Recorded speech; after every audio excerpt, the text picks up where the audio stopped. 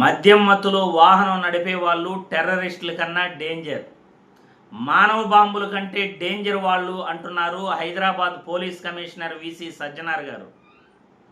అవును, నిజమే, ఆయన అన్నది యథార్థమే. ఇంకా ఆ పోలీస్ కమిషనర్ ఏమంటున్నారంటే, మద్యం మత్తులో వాహనాలు నడుపుతూ వేరే వాళ్ళ జీవితాలను నాశనం చేసే ఆ వ్యక్తులు మానవ బాంబుల కంటే చాలా ప్రమాదకరం, టెర్రరిస్టుల కన్నా కానీ ఆ వ్యక్తులు ప్రమాదకరం. కర్నూలులో జరిగిన సంఘటనే ఇందుకు ఉదాహరణ. మద్యం మత్తులో ఆ వ్యక్తి బండి నడపటం వల్ల 19 మంది ప్రాణాలు సజీవ దహనం అయిపోయాయి. వాళ్ళ కుటుంబాలలో ఈరోజు విషాద ఛాయలు అలుముకున్నాయి. వాళ్ళ కుటుంబాలు ఈరోజు కన్నీరు మున్నీరవుతున్నారు. 19 మంది వ్యక్తుల సజీవ దహనానికి కారణం ఆ వ్యక్తి మద్యం మత్తులో బండి నడపటమే. పోలీస్ కమిషనర్ గారు చెప్పిన వ్యాఖ్యలు అక్షరాల 100% కరెక్ట్.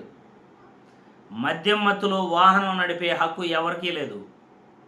మద్యం మత్తులో వాహనం నడుపుతున్నాడు అంటే వేరే వాళ్ళ ప్రాణాలను ఇతను తీస్తున్నాడు అని అర్థం. మద్యం మత్తులో వాహనాలు నడిపే వ్యక్తులను ఎవరైనా కానీ కనుగొంటే ఖచ్చితంగా 100 నంబర్కు డైల్ చేసి పోలీసులకు ఇన్ఫర్మేషన్ అందించాల్సిందిగా Hyderabad police commissioner VC Sajjanar గారు ఏపీ ప్రజలకు, తెలుగు రాష్ట్రాల ప్రజలకు ఆయన సూచించారు. నిజంగా మద్యం మత్తులో వాహనాలు నడపటం ఎంత ప్రమాదకరమో కర్నూలు సంఘటన జరిగిన తర్వాత ప్రతి ఒక్కరూ కూడా తెలుసుకోవాలి. ముఖ్యంగా కుర్రాళ్ళు తెలుసుకోవాలి. కుర్రాళ్ళకి అర్థం కాకపోతే వాళ్ళ తల్లిదండ్రులు కుర్రాళ్ళకి తెలియచెప్పాలి.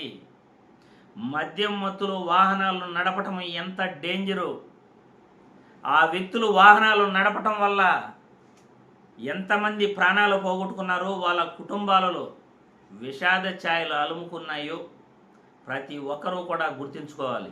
ఒక సంపాదించే వ్యక్తి చనిపోతే ఆ కుటుంబం రోడ్డున పడుతుంది. ఆ విషయం మద్యం మత్తులో వాహనాలు నడిపే వ్యక్తులు తెలుసుకోవాలి అని ఈ వీడియో ద్వారా ప్రతి ఒక్కరికి కూడా సూచిస్తున్నాను. పోలీసు యంత్రాంగం పటిష్టంగా ఇలా మద్యం మత్తులో వాహనాలను నడిపే వాళ్ళను ఖచ్చితంగా కనుగొనాలి. ఎప్పటికప్పుడు చెక్ చేస్తూ వాళ్ళని ఖచ్చితంగా సరైన చర్యలు తీసుకోవాలి. కౌన్సిలింగ్ ఇవ్వటం కాదు, వాళ్ళకి ఫైన్తో పాటు జైలు శిక్ష కూడా విధించాలి అని నేను ఈ వీడియో ద్వారా రాష్ట్ర డీజీపీ గారిని మరియు రాష్ట్ర హోంమంత్రిని ఈ వీడియో ద్వారా కోరుకుంటున్నాను.